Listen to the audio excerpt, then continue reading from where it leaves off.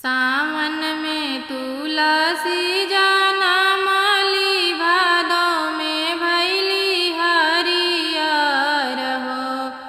रामा क्वार में भैली सयानी, गोविंद मन भावेली हो।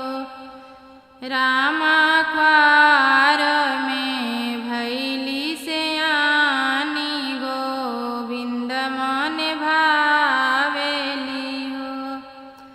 कार्तिक दीन एकादशी त तुलसी के विवाह होला हो।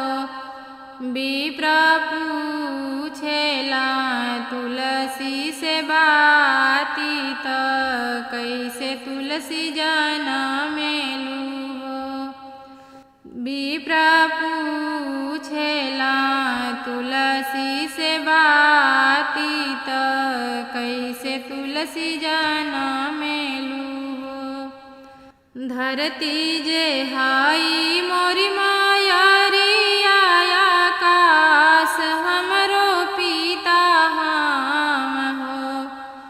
विप्र तुलसी भैली ब्याहना जोग, गोविंद मन भावेला हो। विप्र तुलसी भैली ब्याहना जोग, गोविंद मन भावेला हो। गजमोती चौका पुराइल, कलशा धराइल हो। रामा होखे लागल तुलसी के ब्याह, गोविंद मन भावेला हो।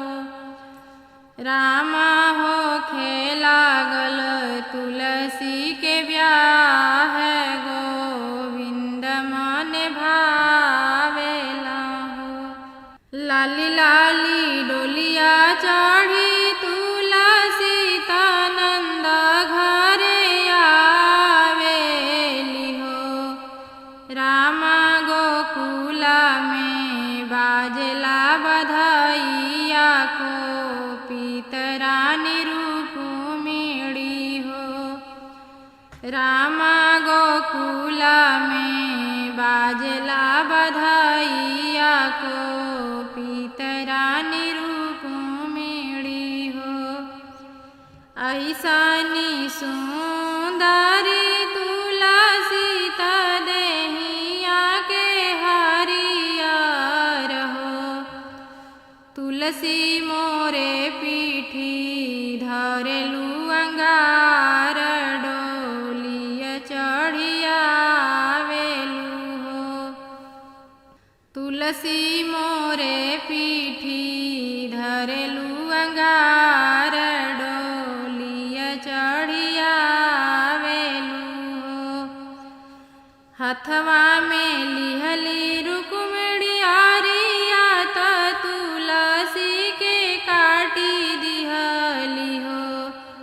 रामा फेंकी दिहली जमुना के बीचवा, बही के दूरी देश जइहा हो। रामा फेंकी दिहली जमुना के बीचवा, बही के दूरी देश जइहा हो। जमुना जी में तुलसी बहावा वाली, माला हवा जे छान लेला हो। रामा काटी कुटी बनाई दिहला मालावा, नारायण गले डाली दिहला हो। रामा काटी कुटी बनाई दिहला मालावा, नारायण गले डाली दिहला हो। हाथ जोड़ी बोलेली रुक्मिणी, सुना बहिना तुलसी न हो। तुलसी कावन कावन तप कैलू, गोविंद मन भावेलू। बहिना कावन कावन तप कइलू गोविंद मन भावेलू